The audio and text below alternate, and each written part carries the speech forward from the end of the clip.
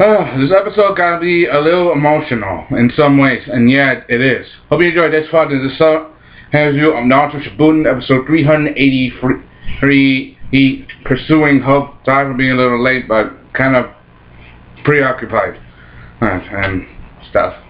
This episode starts out with what Hokage said at the first meeting of the first 5 Kage summit long ago.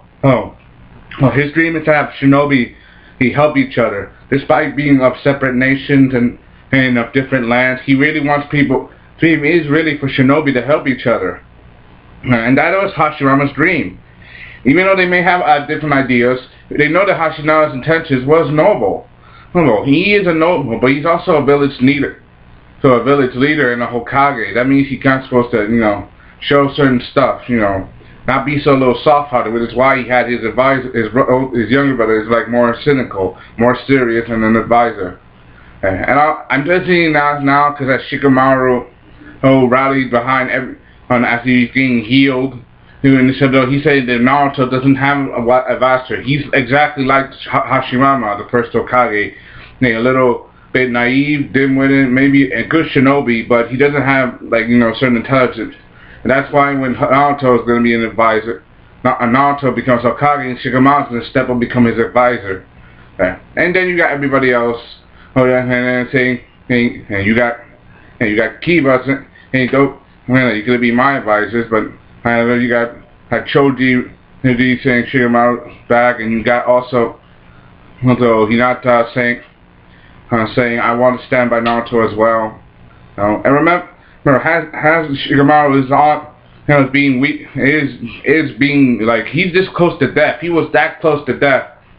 Yes, yet Naruto is still helping him out. He's still healing him, and it's not just because he's doing it like intensely. His will is so strong that telepathically, he's literally psychically making his chakra help heal and bring Shikamaru back from the point of death. And that's true. And also I gotta admit that all the Shinobi Alliance, because of Hashirama's words and Naruto's memories, those two people literally inspired new hope in them when they all were set and lost. They inspired new hope into those guys. They were this close to giving up, but no. Those boys, those two gave them hope again. And even as Naruto and Sasuke go up against Obito, as they fight, they are getting ready. They know that what they have to do. Even as the 5 Kage show up and Tsunade says to Kaka, you've done a good job.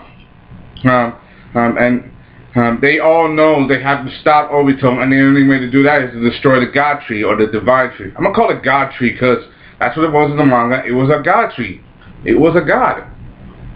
Kind of.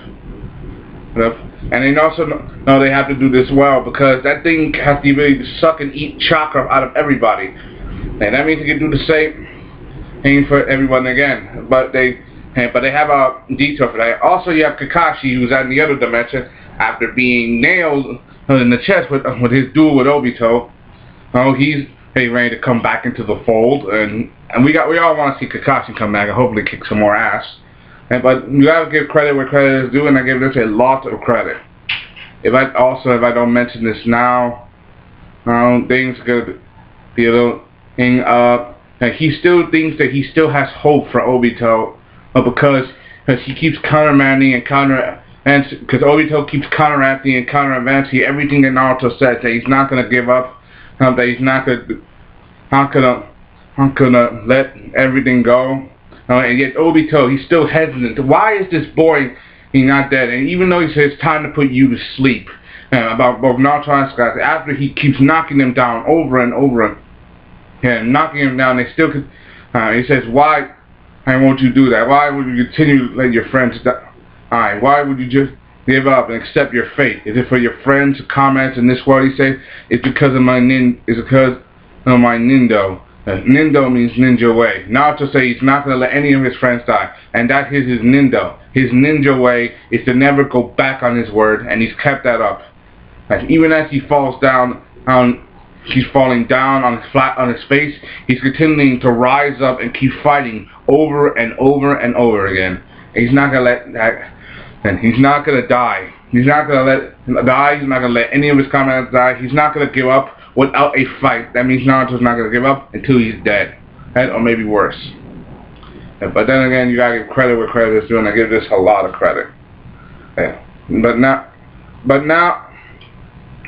now as things are set, and the episode ends with a see from next week. Apparently next week it's going to be a very emotional, very emotional episode, because that episode right now, it's going to, let's just say, it has a huge impact on someone's heart, on a certain character that's in that episode. Let's just say something very happens, and they finally get to see one's true nature face to face, and what exactly happened to them. I'm not going to say who. If you have read the manga, you know what I'm talking about. If you haven't, then I'm not going to spoil it for you. But let's just say next week, it's very emotional, and let's just say the tide tends to turn, and in some ways. But let's just hope. But the truth is, I'm not going to tell you whether it turns in the ways of good or bad. But I'm going to keep guessing. Hope you enjoyed this one. I put the link down in the description. Comment, subscribe. Do you love it? Do you hate it? And what do you think? Hope you enjoyed this one. Comment, subscribe. Thank you.